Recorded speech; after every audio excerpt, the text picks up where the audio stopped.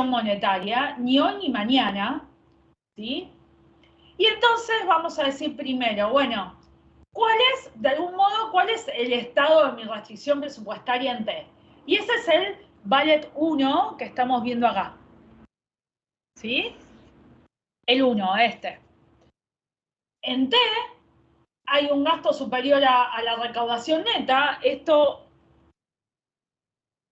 de acá es recaudación neta, es decir, los impuestos netos de las transferencias. Es decir, los componentes unilaterales del sector público, tanto de captación de poder adquisitivo, de financiamiento, como de aplicación de poder adquisitivo, ¿sí?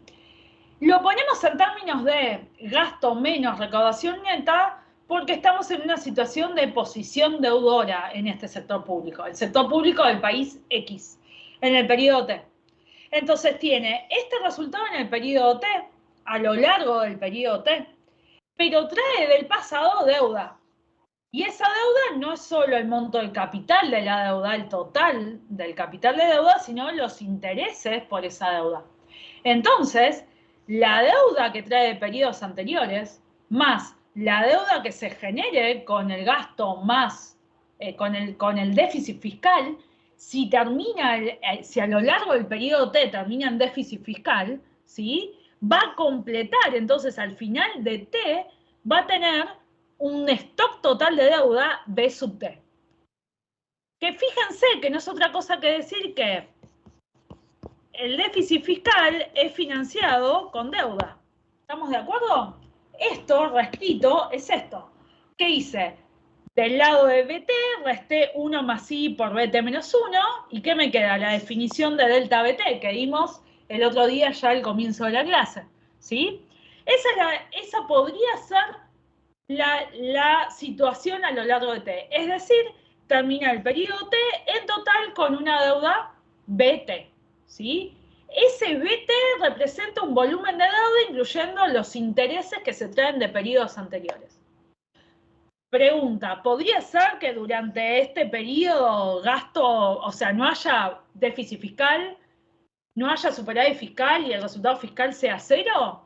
Podría ser el caso, ahora trae deuda de periodos anteriores, por ende, no aumentó su deuda durante T, pero todavía conserva las deudas que arrastra, ¿ok? Eso en el periodo 1. En el periodo 2, imaginamos y decimos situación de mañana. Expresamos el 1 en términos de mañana. Todo es sub T más 1. Si a este T menos 1 le sumo 1, que me da sub T, con los respectivos intereses que se computen por la deuda hasta T, y eso en total me deja una posición de deuda al final de mañana de BT más 1. ¿Ok? Ahora bien, les borro toda esta chanchada. Chicos, lo voy escribiendo con la idea de que ustedes lo vayan también armando, desarrollando en sus cuadernos. Bueno, en sus cuadernos, computadoras, tablets, lo que fuera. Yo parezco para ustedes debe ser casi, a ver, para algunos al menos medio pareciera muy de si usan mucha tecnología, pero en el medio que estén utilizando, que esto lo desarrollen, ¿sí? Porque después el examen es papel y lápiz, y lapicera, pero, ¿sí? Esto es en 2. Ahora bien, sumar cosas que están en T con cosas que están en T más 1 es sumar peras con manzanas. Pues no es lo mismo, ¿sí? Mirar los valores mañana que hoy, más allá de la inflación, por el simple plazo del tiempo que computamos intereses, ¿sí? Entonces, ¿qué vamos a hacer? Si lo que estoy mirando es hoy y digo, che, hoy estoy en esta situación, mañana, señor presidente, vamos a tener que pagar deuda. Miremos cómo estamos a hoy y planeemos intertemporalmente entre hoy y mañana cómo hacemos para pagar deuda. ¿Qué necesitamos cumplir para pagar la deuda? Esta restricción en 2 la tengo que pasar, la tengo que mirar a valores de hoy, digamos. Entonces, ¿qué hacemos? La convertimos en valores actuales. ¿Y cómo se convierte algo en valores actuales? Bueno, si algo de ayer lo paso a hoy incluyendo intereses, lo de mañana lo descuento dividiendo por el factor que computa intereses. O sea, divido por 1 más i. Si no pongo el 1, me estoy quedando sin la parte del capital, ¿no? Me va a dar cualquier cosa, porque iba a ser un porcentaje. Entonces, agarro el resultado fiscal de mañana y lo actualizo a través de que de multiplicar por 1 sobre 1 más i, es decir, divido por 1 más i, hablando coloquialmente. Lo mismo hago con la deuda que arrastraré a mañana, después de hoy, ¿sí? Lo mismo hago con la deuda, el stock de deuda que me quedará al final de mañana, del periodo T+1, del año que viene, ¿sí? Lo que fuera. Entonces, de este modo lo que tengo es la restricción presupuestaria de mañana o del año próximo puesta en términos, en valores actuales. ¿Actuales de qué? Es actuales de hoy, del periodo T. ¿Sí? ¿Ok? ¿Qué es lo próximo que hacemos? Como tengo la restricción presupuestaria de T de hoy y la restricción presupuestaria de mañana expresada a valores de hoy, tengo cosas que puedo juntar.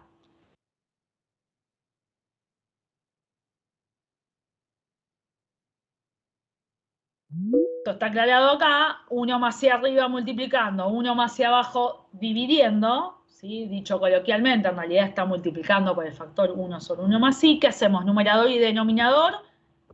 Podemos simplificar. ¿Cómo nos va a quedar esta ecuación? No. Un cachito. Vamos a salir de acá. Un poquitito. Vamos a ir hasta acá. Estos tiempos me parecen necesarios a esta altura. Todavía nos falta una. Hay que cancelar esta deuda. Entonces, ¿cómo me quedaría? Fíjense que ustedes tienen G menos T en T, ¿sí? Más 1 más I. Bueno, por BT más 1 igual BT. A su vez, ¿con qué lo van a sumar? Lo van a sumar con GT más 1, o sea, el resultado fiscal de mañana a precios de hoy, más la deuda, ¿sí? A hoy es BT, es el 1 más, es esto, que simplificamos numerador y denominador, igual a ¿qué? A BT más 1 sobre 1 más I. Si nosotros sumamos ambos lados, respecto a la igualdad, ¿qué es lo que nos queda? Esto junto podríamos llamarlo el resultado fiscal intertemporal en valor actual, es decir, el valor actual del flujo del resultado fiscal entre hoy y mañana, ¿sí? Después, fijémonos, si yo acá tengo esta, la deuda de ayer, ¿no? Más 1 más I por BT más 1. También tengo BT para sumar, BT. Pero ¿qué pasa? Del otro lado tengo BT también, en el mismo signo, entonces puedo cancelarlos. Y entonces lo último que me queda del otro lado es BT más 1 sobre 1 más I. Le hace, me queda esto. ¿Qué es lo que les acabo de decir? ¿Cuál es la condición de solvencia?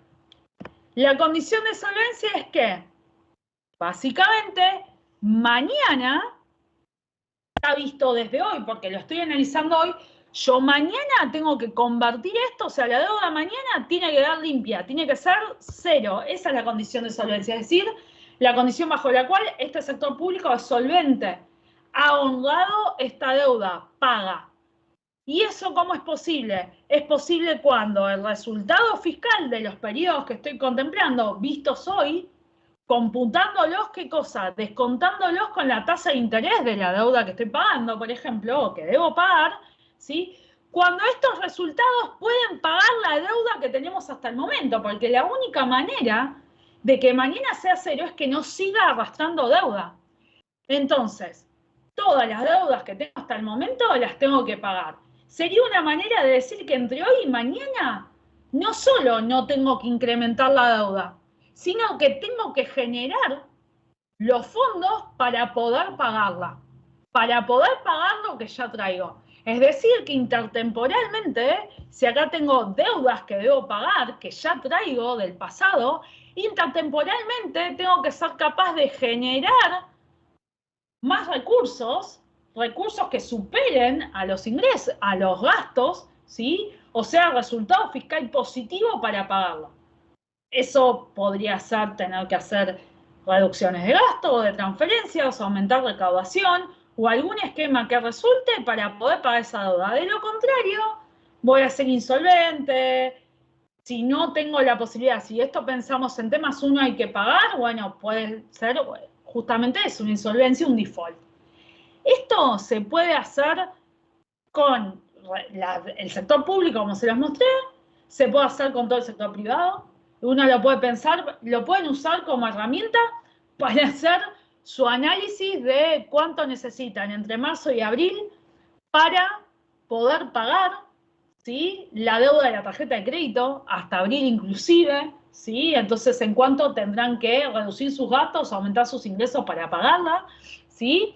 Y en macro también, porque eso es bien micro, en macro también se puede hacer ¿para qué? Para mirar toda la deuda de la economía doméstica en su conjunto, es decir, privado más sector público, con el resto del mundo. También podría ser el caso a la inversa. ¿El resto del mundo me debe a mí o este resultado fiscal intertemporal con deuda y demás, esta restricción que estoy mostrando, no es deuda del gobierno, es lo que le deben al gobierno? Entonces, para que el otro agente, el deudor, sea solvente, yo no me tengo que ir con deuda mañana, es decir, no tengo que irme con créditos que no cobré. Es decir, de algún modo me las tengo que hacer para que, por ejemplo, no sé, tomar deuda con ese otro sector o de algún modo generar que ese sector me dé algo de modo tal de que no se lleve créditos, no me defaultee. En este caso estamos viendo de deuda, ¿por qué? Porque acá un análisis importante con este tipo de herramienta, ¿cuál es? El análisis de sostenibilidad de deuda. Uno podría usar esto para distintos periodos del tiempo con todas las distintas bonos emitidos, deudas que tiene el sector público, incluyendo FMI, si se quiere, utilizando las tasas de interés de cada uno de esos compromisos de deuda y actualizando cada uno por la tasa de interés respectiva para verlo hoy. ¿Y cuánto se necesita? ¿Sí? De, por ejemplo, el resultado fiscal para pagar la deuda hasta 2025 inclusive. No sé. ¿Sí? Ejercicios para que ustedes como que piensen en la relación. Esto puede ser con números, pero detrás está la conceptualización, que es, si yo no genero un superávit, es decir, ingresos mayores que gastos, entre los periodos hasta los cuales tengo posibilidad de pagar la deuda, como ultimátum, como última fecha, como caducidad, si no tengo esa capacidad, no voy a poder ser solvente. Esa deuda que tengo es insostenible. La sostenibilidad habla de, involucra distintos periodos de tiempo. No es exactamente lo mismo que liquidez. Liquidez es una noción de corto. Sostenibilidad es una noción de largo plazo. ¿Sí?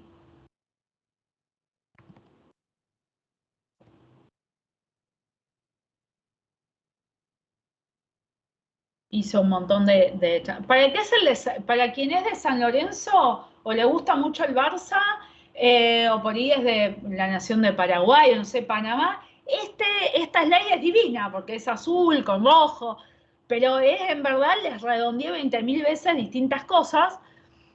Esto en particular de restricciones intertemporales, ejercítelo autónomamente, también tienen ejercicio en la guía. No es algo que está explícitamente en las notas de clase o en los manuales. Tratamos de detallárselos bastante en las restricciones presupuestarias, incluyendo esta conclusión, que es de las que yo les vine hablando hasta el momento. Quiero que vean la imagen de que va a estar en las slides que les voy a compartir, ¿sí? Y por último, llegado hasta acá, necesitamos establecer lo último, que es la restricción presupuestaria del resto del mundo con nosotros, o lo que sería lo mismo, la restricción presupuestaria de la economía doméstica en su conjunto, ¿sí?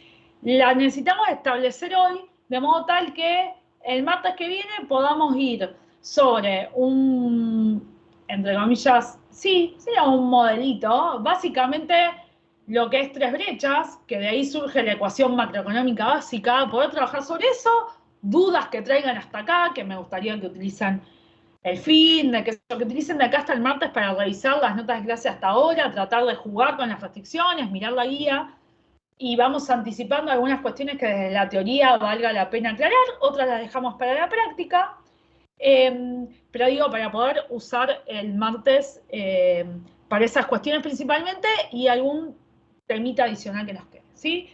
Así que vayamos a la restricción presupuestaria del resto del mundo, que es re spoiler porque todo ya está dicho acá, pero vayamos entendiendo de qué se trata. Siempre nos paramos desde el agente del que se trata la restricción. Esto significa que acá tenemos una Q y es un ingreso, ¿por qué? Porque son importaciones del resto del mundo, ¿sí? En términos de que nos vendieron bienes a nosotros. Entonces reciben fondos, reciben poder adquisitivo porque nos vendieron bienes. Pero nosotros acá lo llamamos importaciones, ¿por qué? Porque para el resto del mundo es un ingreso y entonces va del lado derecho, pero para nosotros se llama importaciones porque es comprarle al resto del mundo bienes. Cuando nosotros le vendemos al resto del mundo bienes, decimos que estamos exportando. Y para el resto del mundo, la exportación es una aplicación de fondos, ¿sí?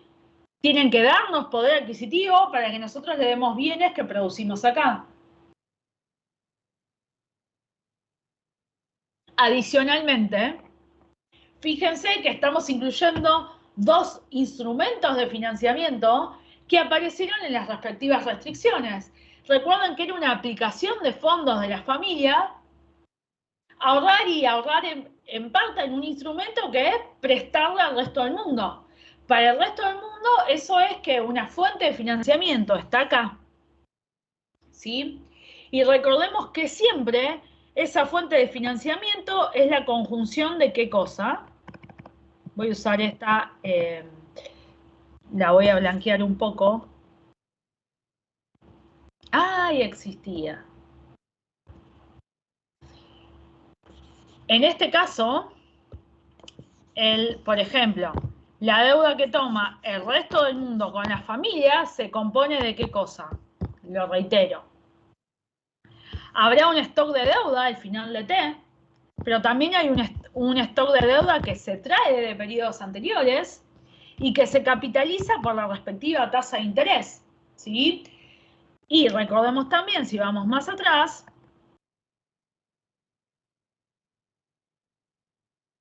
que el ahorro que no se destina a financiar inversión productiva de las empresas locales se puede destinar a financiar el resto del mundo por parte del sector privado, le hace de las familias.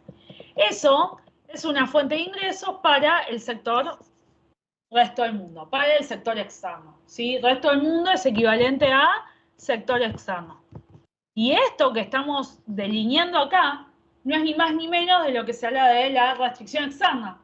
La restricción externa está operativa y aprieta bastante el zapato para la Argentina cuando estamos con necesidad de dólares, ¿sí? Está muy operativa. Pero esto que estamos viendo acá es la restricción del resto del mundo que vislumbra ¿qué cosa? Vislumbra los intercambios de bienes y los movimientos financieros del periodo a lo largo de T con el resto del mundo, con no residentes le hace, ¿sí? Fijémonos también que el resto del mundo puede comprarnos bienes, lo que nosotros llamamos exportaciones, y también ¿qué hace? Puede financiar al resto del mundo. Aplica su poder adquisitivo, su financiamiento ahorrado, si se quiere, por economías del resto del mundo, ¿para qué? Para financiar al sector público. Por eso el sector público lo ve como fuente de financiamiento. Así lo ponemos en la restricción presupuestaria de gobierno. Si nosotros reordenamos,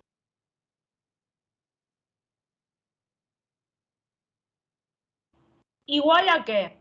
A financiamiento al resto del mundo, al sector público por parte del resto del mundo, menos el endeudamiento del periodo del resto del mundo con las familias. Y esto no es una cosa, no es otra cosa que la expresión de qué? La expresión de ese registro contable que llamamos balanza de pagos, ¿sí? Es una representación simplificada de la balanza de pagos. Y la balanza de pagos es un registro contable de las transacciones de bienes y servicios reales y también de movimientos de capitales y los servicios, ¿sí?, de deuda cross-border, ¿sí?, de deuda a favor y en contra con el resto del mundo, ¿sí?, a lo largo de cada periodo, ¿sí? Eso es la balanza de pagos. Y en el neto nos dice si el país se quedó con divisas o estuvo escaso de divisas y tuvo que usar reservas, por ejemplo, ¿sí? Si acumuló o desacumuló reservas al fin de cuentas. Yendo a esta expresión básica, lo que tenemos de este lado es lo que denominamos balanza comercial desde la óptica del resto del mundo. Lo que importa es un ingreso para el resto del mundo, lo que importa a nuestro país es un ingreso para el resto del mundo, lo que exporta a nuestro país es un egreso de poder adquisitivo, de fondos para el resto del mundo. En el neto es el resultado comercial del resto del mundo, del sector externo. Y eso tiene a la par un costado financiero, como todo lo que vimos hasta ahora. ¿Y ese costado financiero qué es? Que a la par del resultado comercial hubo transacciones, toma de deuda y cancelación de deuda, ¿sí?, préstamos y créditos entre el resto del mundo y el sector público, y ¿sí?, el resto del mundo financiando el sector público y el resto del mundo financiándose con nuestro sector privado. Y en el medio también puede haber habido cancelaciones de deudas, tanto del sector público con el resto del mundo y viceversa. Todo eso es lo que está condensado acá, que es la restricción presupuestaria del resto del mundo, se obtiene también de hacer ¿qué cosa? Si ustedes van, acá borro todo. Si ustedes agarran la restricción presupuestaria del sector privado consolidado, S menos I es igual a delta MT más todo lo demás.